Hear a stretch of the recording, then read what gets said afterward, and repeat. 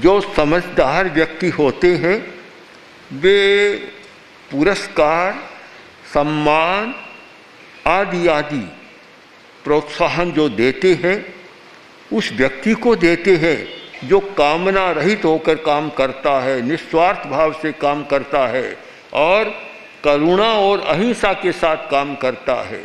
जिस व्यक्ति में करुणा नहीं, अहिंसा नहीं और बड़ा काम भी करता है, शायद पुरस्कार पाने योग्य नहीं होता और समझदार व्यक्ति के द्वारा उसको मिलता भी नहीं है।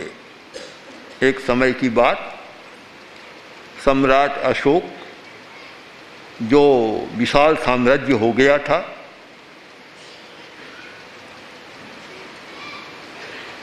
अधिक अलग अलग प्रांतों के शासक नियुक्त थे और बृहत्तर भारत इतना विशाल साम्राज्य,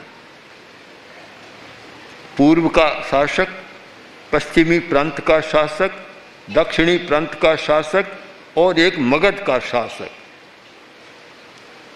सब शासक थे। जब 12 महीने का समय पूरा होता है तो सारे राज्य की रिपोर्ट प्रस्तुत करनी होती है कि किस प्रांत में कितना नफा हुआ, लाभ हुआ और क्या हुआ। सब चारों प्रांत पालक आए हुए थे और अपनी रिपोर्ट प्रस्तुत कर रहे थे।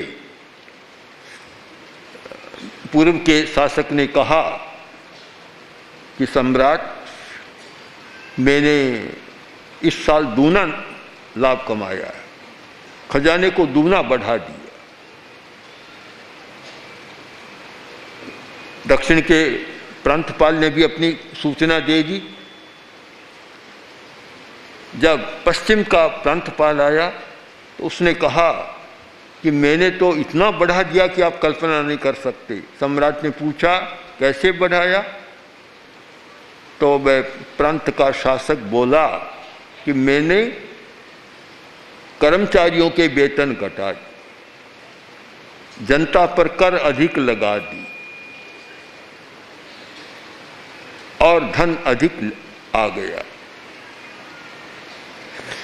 चौथा मगध का प्रांतपाल आया, उसने कहा कि महाराज क्षमा करें, मेरा तो जो खजाना आधा हो गया है, जो रोज आता है इस वर्ष आधा खजाना भरा है। सबने सोचा कि यह दंड का भागी होगा, इसे दंड मिलेगा कि खजाना पूरा ही नहीं किया, आधा कर दिया उल्टा। सम्राट ने पूछा, कैसे हुआ? उसने कहा कि मैंने कर्मचारियों के वेतन बढ़ा दिए। बड़े बेचारे दुखी जीवन जी रहे थे, अभाव में जी रहे थे, बड़ी कठिनाइयों का सामना कर रहे थे। मैंने उनका वेतन दूना कर दिया और मैंने कर भी कम कर दिए और प्रजा की जो समस्याएं थी, आर्थिक समस्याएं गरीबों को, तो मैंने गरीबों को भी पोषण दिया और आप क्षमा करें, खजाना आधा हो गया। चारों की बात सुनी और सम्राट ने कहा, इस वर्ष का सर्वश्रेष्ठ प्रांतपालक मगध का प्रांतपाल। अब कामना वाले ऐसे ही धरे रह गए। जिनके मन में बड़ी कामना थी कि हमें पुरस्कार मिलेगा, प्रोत्साहन मिलेगा, शाबाशी मिलेगी, धन्यवाद साधुवाद मिलेगा, सब रह गए और जिसने खजाना आधा किया उसको सब कुछ मिल गया।